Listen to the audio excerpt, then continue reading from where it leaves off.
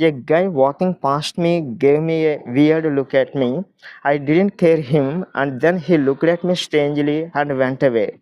So it's all part of the process, right? So that experience taught me that most of the people don't care if you make mistakes. When I first started, I wanted to become fluent overnight. Hi friends, this is English Friend 360, and today I want to talk about a topic that has been a total game changer for me in the journey of my English language learning.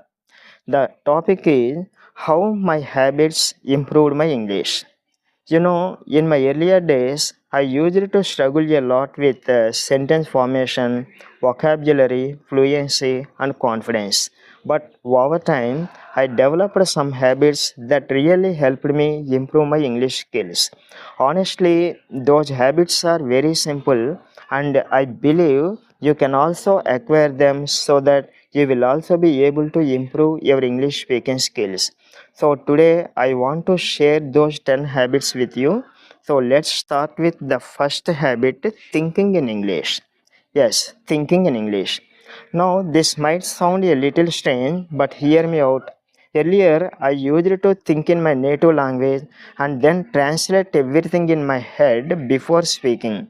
It was slow, awkward, and honestly, it made me feel like I was always one step behind in conversations. So I decided to switch things up. Then I started forcing myself to think in English directly. Even if I'm just planning about my day or thinking about what to eat for dinner, I would do it in English directly.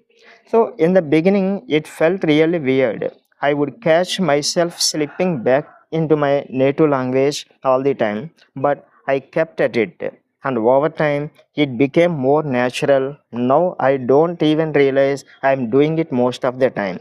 So, what is the best part in it? It made speaking so much easier. I'm not translating in my head anymore now.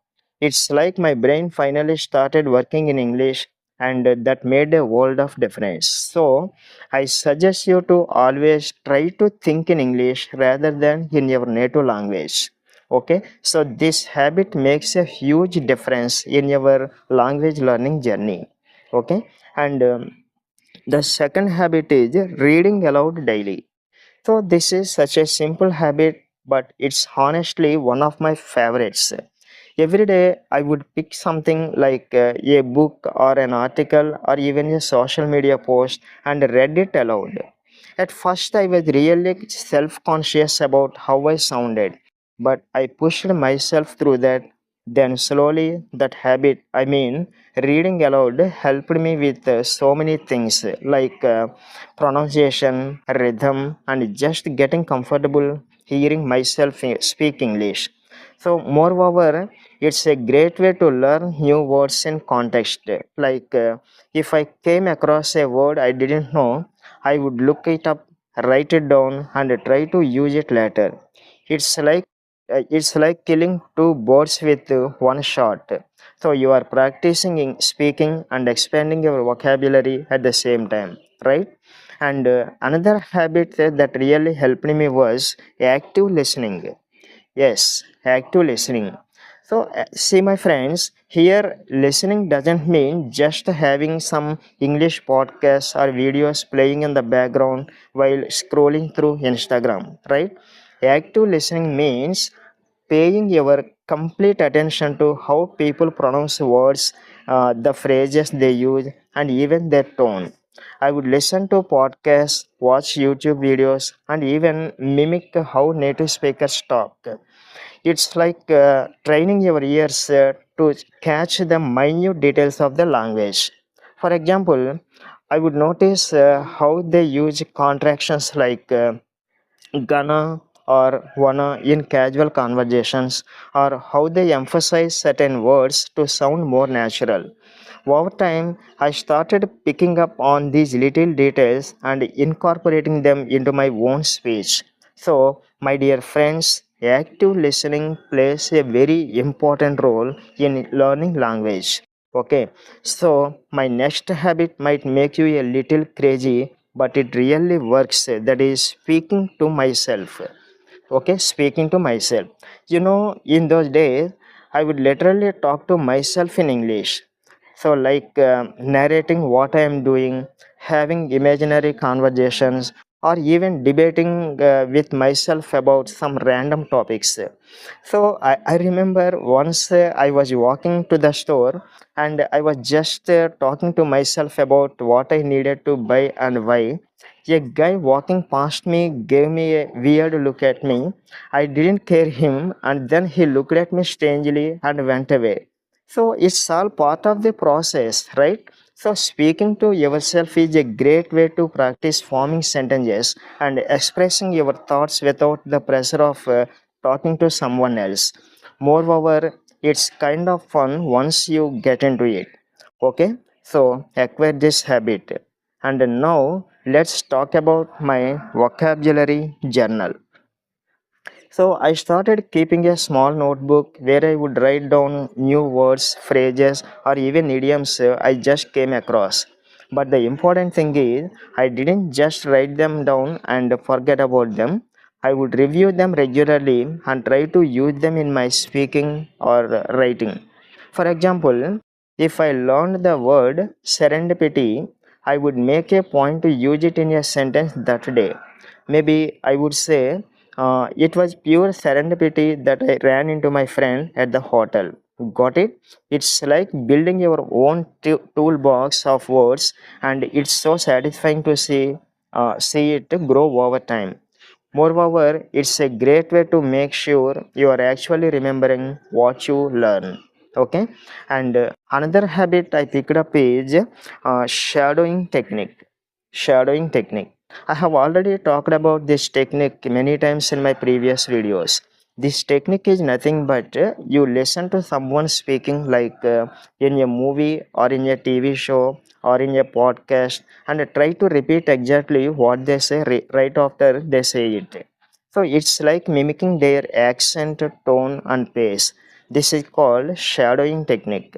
At first, it feels impossible for me to keep up.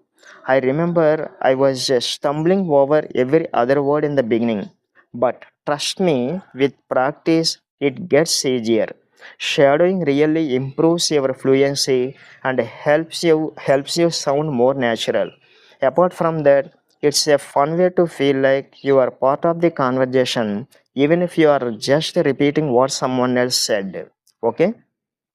Of course, I also used some English apps. Okay, English apps. There are so many great apps like Duolingo, Babbel, and Quizlet. I would spend a few minutes every day practicing grammar, vocabulary, or even just playing word games.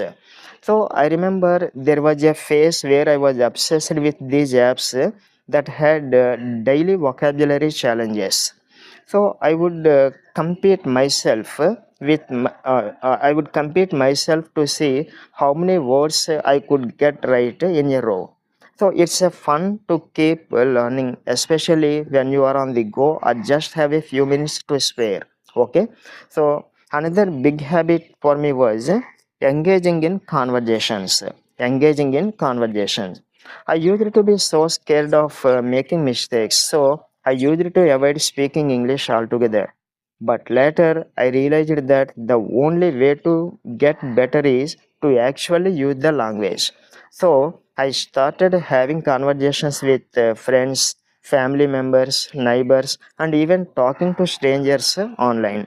So it was nerve wracking at first, but every conversation made me a little more confident. So I remember my first language exchange. I was so nervous, but the person I was talking to was really patient and encouraging. I really thank him. So that experience taught me that most of the people don't care if you make mistakes. Remember, they are just happy you are trying. Okay? So, my dear friends, try to involve in conversations as often as possible. Okay? And another habit that really helped me was writing daily. So, whether it was journaling, writing short stories, or even just posting on social media, I made sure to write something in English every day. Writing forces you to think about grammar, sentence structure, and how to express your ideas clearly. Apart from that, it's a great way to track your progress over time. So, I still have some of my old journals, and it's amazing to see how much my writing skills have improved. So, it's like a little time capsule of my language journey. Okay, and last but not least, I learned the importance of setting realistic goals. You know, when I first started, I wanted to become fluent overnight. So, and when that didn't happen, I would get frustrated. But then I realized that progress takes time and it's okay to go slow. So, I started setting small, achievable goals like learning 5 new words a week or having a 5-minute conversation in English.